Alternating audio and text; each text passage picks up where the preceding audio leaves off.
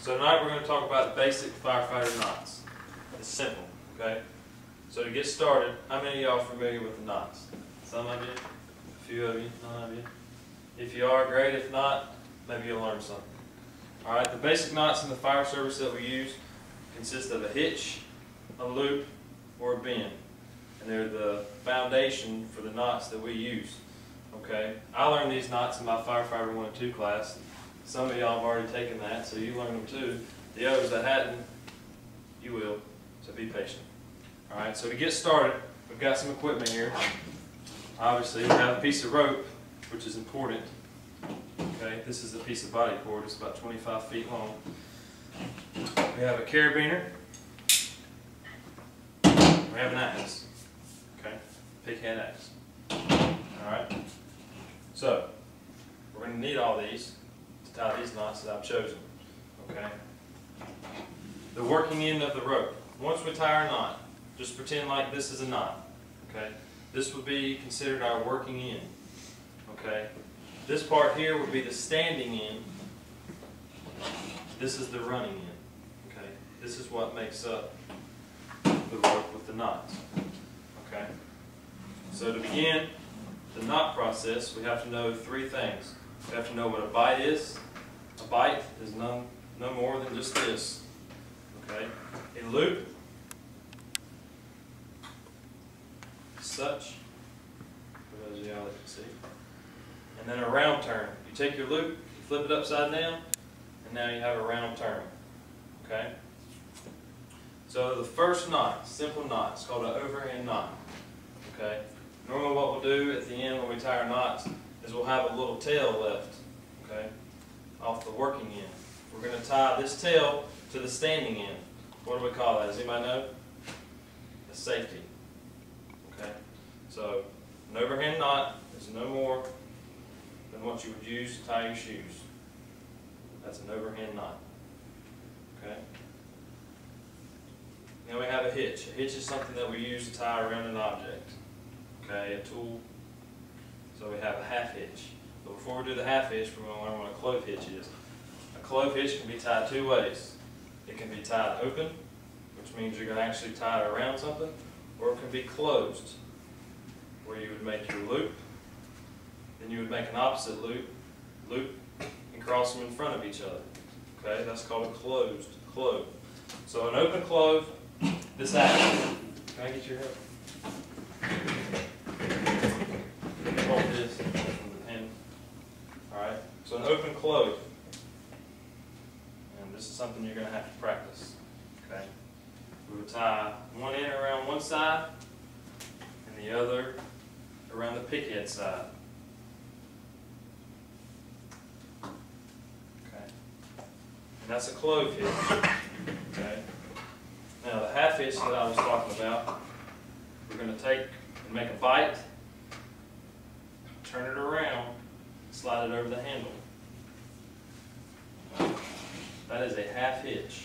It bites on itself. Just like a clove hitch, they're called friction knots. They bite on themselves. Okay? Now we can pick this tool up. I mean, it's going to stay in line. It's not going to go anywhere. We have our working end. This is the tail that I was talking about. If we had to tie a safety, we would tie the safety around the standing end. You would just tie a simple square knot. And then we have the running end. Okay? So, half hitch and a clove hitch. Now we have loop knots. Loop knots too can be used to secure tools. Most loop knots are considered figure 8 knots. Okay? A figure 8 is simple. Take your rope, you wrap it around itself, and you go back through. That is a figure 8. Okay? This knot's never used long. It's called a stopping knot. If you'll ever notice in our rope bags, there's a piece of rope hanging out of the bottom of the bag and a hole. It has this knot tied on it, so you can't pull this knot through that bag. Okay? Then we have a figure 8 on a bite. You make a bite, and just like you did your figure 8, go around your rope 360 degrees, pull it back through itself. Now we have a bite. Okay? And this knot here can be used to anchor something, whether it's the dress it up a little bit. Whether it's to a piece of hardware, like this carabiner, we could hook this to our harness, or if we had to hook into a pulley, or we could even actually probably just tie this around something. We'll get to that in a second. Alright? So then we have our figure 8 follow through. Figure 8 follow through, again, if you'll hold this for me, pretend this is a piece of railing or a tree. We can't tie a figure 8 on a bite around it. So we have to do a figure 8 follow through. So we'll make a figure 8. Let's make sure it's long enough.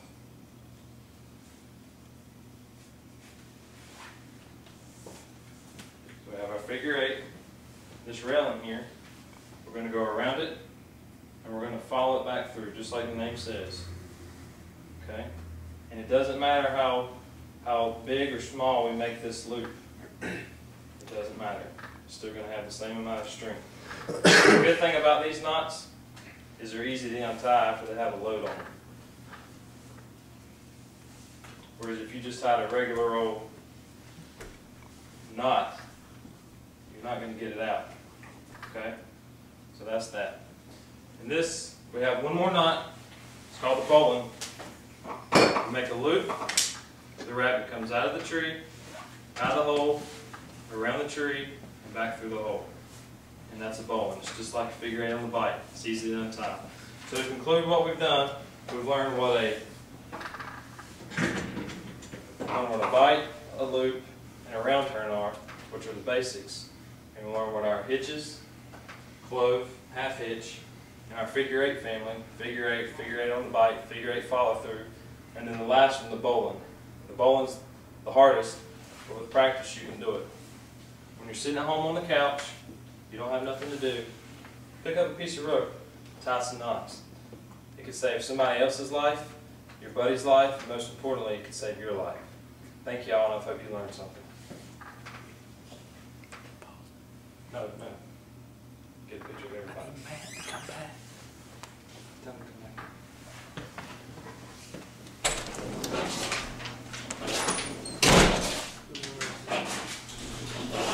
Mr. Craig, we're gonna get a shot of the audience here in just a second. We have one guy, he had to step out real quick because somebody was beating on the door here at the fire station, so I'm sorry.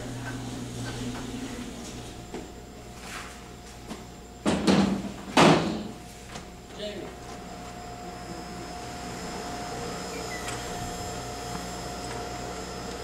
Around the room and show there's at least 7 people.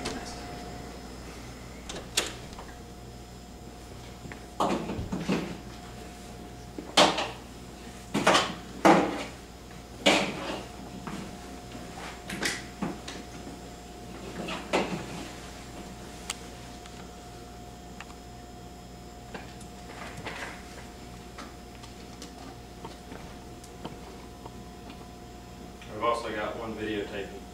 If he wants to step out, he can. It's up to him.